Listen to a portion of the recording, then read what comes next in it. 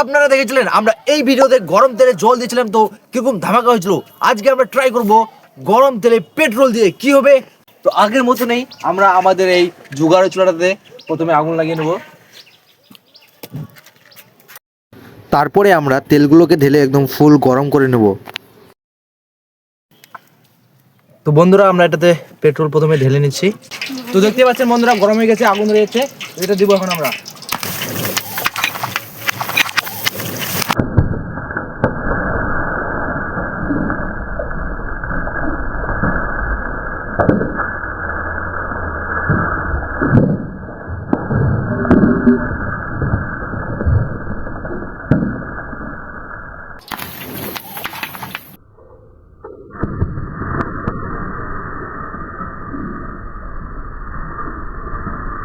বন্ধুরা আবার আমরা তেল রিফিল করছি এখানে, কারণ যে এবার অন্য কিছু করব।